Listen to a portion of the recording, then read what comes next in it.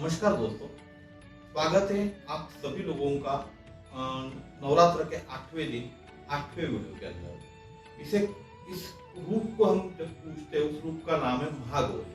महागौरी भगवती का 8वां स्वरूप है। इसे महागौरी वर्ण वर्ण का है। अष्टवर्षा भवेद गौरी, यानी इनकी आयु 8 साल की मानी गई है। यानी ये जो महागौरी है, इनकी आयु 8 साल की मानी गई है।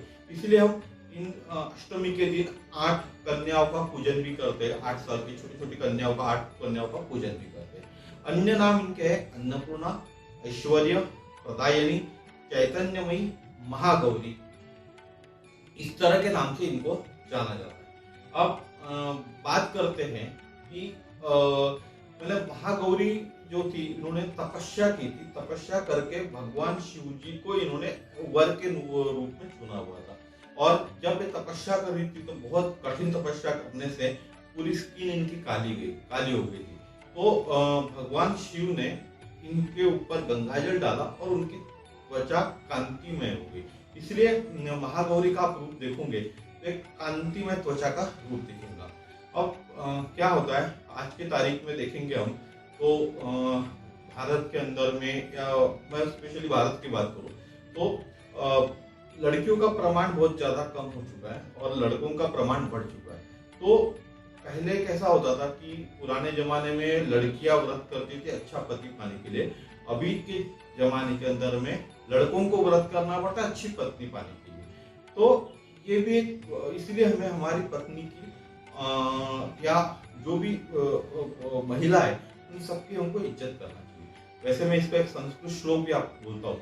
अर्ध भार्या मनुष्यस्य भार्या श्रेष्ठतम, सखा भार्या मूलम त्रिवर्गस्य, सखा भार्या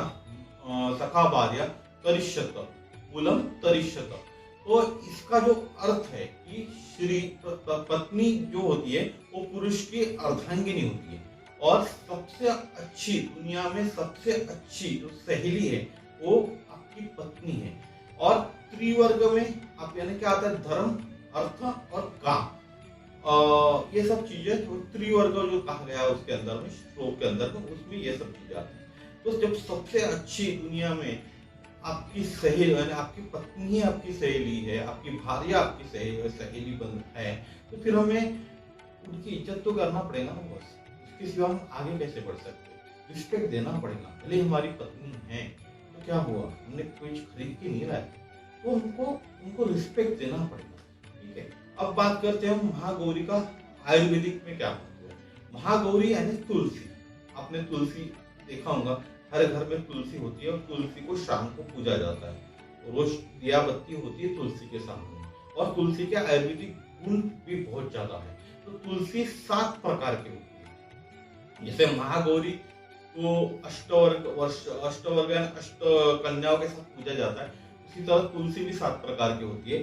सफेद तुलसी होती है, दूसरी काली तुलसी होती है, मरुता होती है, दवना होती है, कुडरेक करके नाम आता है, और एक अर्जक और षष्ठपत्र।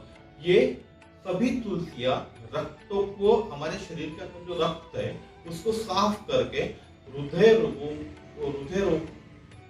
रोग जो होता है उसको रोकने का, हृदय रोगों का नाश करने का काम करती है।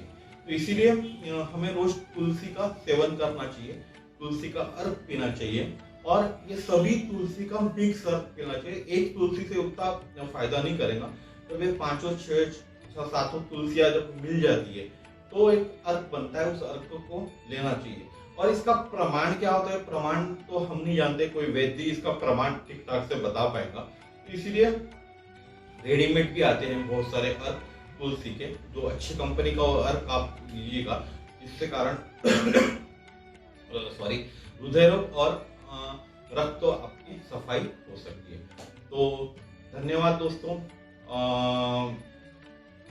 फिर मिलेंगे कल 9वें दिन आखिरी वीडियो में। इस नवरात्रि के जो हमने चालू किया था, नवरात्रि के 9 वीडियो में, उसमें कल मिलेंगे आखिरी वीडियो। तो नमस्कार, राधे राधे।